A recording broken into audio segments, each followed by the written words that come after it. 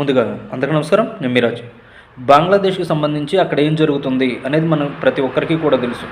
ఎందుకంటే బంగ్లాదేశ్ ఏదైతే ఉందో ఆ బంగ్లాదేశ్లో మైనారిటీగా ఉన్నటువంటి హిందువులు ఎవరైతే ఉన్నారో వారిని మెజారిటీగా ఉన్న ప్రతి ఒక్కరూ కూడా హిందూ వర్గానికి సంబంధించి హిందూ సామాజిక వర్గం ఏదైతే ఉందో వాటికి సంబంధించి మత గురువులు ఎవరైతే ఉన్నారో ఇస్కాన్ టెంపుల్కి సంబంధించిన వాళ్ళు కావచ్చు, లేకపోతే వేరే దేవాలయాలకు సంబంధించిన వాళ్ళు కావచ్చు, ఒక్కొక్కరిని ఆ బంగ్లాదేశ్ జైల్లో ఉంచడం కానీ, లేకపోతే చిత్రహింసలు పెట్టడం కానీ, వారి తరపున కేసులు తీసుకోవడానికి కూడా లాయర్లు భయపడే విధంగా చర్యలు తీసుకోవడం కానీ, ఇలాంటివన్నీ దుశ్చర్యలు జరుగుతూ ఉన్నాయి బంగ్లాదేశ్లో.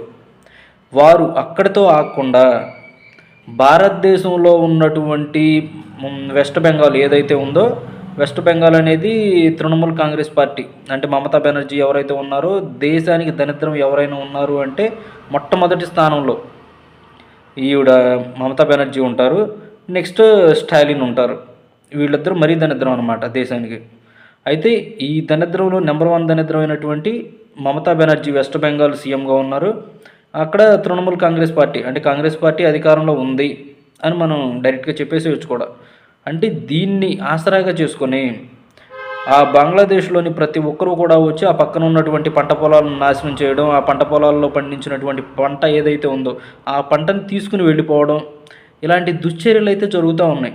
వీటిని చూస్తూ ఓర్పు పట్టినటువంటి హిందువులు కొంత వెయిట్ చేసి ఒక సంచలనాత్మకమైన నిర్ణయం అయితే తీసుకోవడం జరిగింది. ఆ దెబ్బతో మొత్తం పటాపంచలు అయిపోయింది. ఒక్కసారిగా వారి యొక్క ఉగ్రరూపం చూపించారు బంగ్లాదేశీయుల పైన. దానితో బెదిరిపోయినటువంటి బంగ్లాదేశీయులు పరారైపోయారు.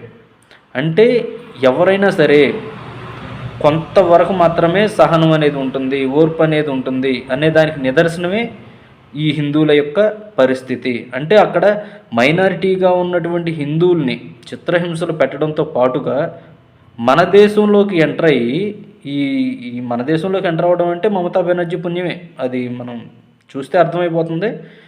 మన దేశంలోకి ఎంటర్ అయ్యి మన దేశంలో మన రైతులు పండించిన పంటలు ఏవైతే ఉన్నాయో ఆ పంటలను కూడా దొంగతనంగా తీసుకుపోతా మళ్ళీ వీళ్ళపైన ఎదురుదాడి చేస్తున్నారు.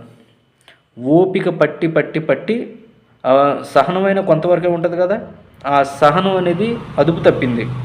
ప్రతి ఒక్కరూ కూడా రాముడిలా కాదు పరశురాముడిలా మారాలి అన్న నినాదంతో ఒక్కసారిగా బరిలోకి దూకడం జరిగింది. వీరి యొక్క తాకిడిని తట్టుకోలేక బంగ్లాదేశీయులు పరారైపోవడం జరిగింది. అంటే ప్రతి ఒక్కరూ కూడా కలిసికట్టుగా ఉండి పోరాడితే ఏదైనా సాధించవచ్చు అనే దానికి నిదర్శనమే ఈ యొక్క చిన్న ఇన్సిడెంట్.